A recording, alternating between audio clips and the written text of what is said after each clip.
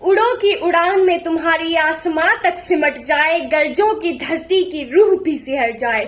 मुल्क का शान हो तुम, घर का सम्मान हो तुम, लाडों से अम्मा तक खुद में एक पहचान हो तुम, खुद में एक पहचान हो तुम।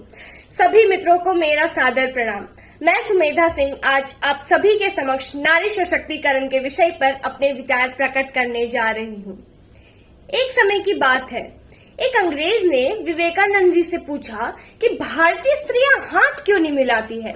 तो विवेकानंद जी ने उस अंग्रेज से पूछा कि क्या आपके मुल्क में कोई भी साधारण व्यक्ति आपके मुल्क की रानी से हाथ मिला सकता है। तो जब अंग्रेज ने विवेकानंद जी को ना कहा तो विवेकानंद जी ने उस अंग्रेज को एक अत्यंत ही उत्तम उत्तर दिया कि हमारे मुल्क में तो हर एक स्त्री रानी होती है। ईश्वर के पश्चात यदि मनुष्य सबसे अधिक ऋणी है तो वह केवल और केवल स्त्री के। पहले तो स्वयं को जीवन दान देने के लिए और उसके पश्चात उस जीवन को जीने योग्य बनाने के लिए हमारे मुल्क में आजकल सभी स्त्रियां शिखर तक पहुंचने का स्वप्न देखती है और उस स्वप्न को साकार करने में जी जान लगा देती है।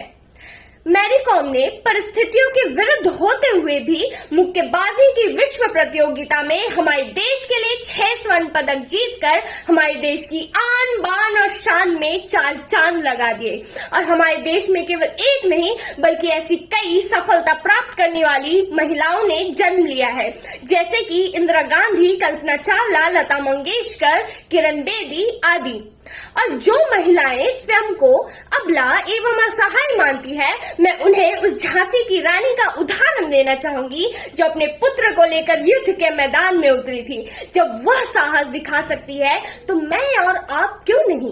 उस मणिकर्णिका के बारे में तो जितना भी कहा जाए कम ही पड़ जाएगा, इसलिए उनके बारे में तो केवल इतना ही कहना चाहूंगी कि सिंहासन हिल उठे राजवंशों ने भ्रिकुटी तानी थी, बूढ़े भारत में भी आई फिर से नई जवानी थी, गुमी हुई आजादी की कीमत सबने पहचानी थी, दूर फिरंगी को करने की सबने मन में ठानी थी, चमक उठी सन 57 में वह तलवार पुरानी थी, बुंदेले हर बोलो के मुंह हमने सुनी कहानी थी, खूब लड़ी मर्दानी वह तो झांसी वाली रानी थी, वह तो झांसी वाली रानी थी। और हमारी बेटियों ने यह सिद्ध कर दिखाया है कि जो मंजिलों को पाने की चाहत रखते हैं, कि जो मंजिलों को पाने की चाहत रखते हैं, वो तो समुद्रों में भी पत्थरों का पुल बना देने का साहस रखते हैं। और नारी घर में हो या बाहर वह सदैव ही देवी का अवतार होती है।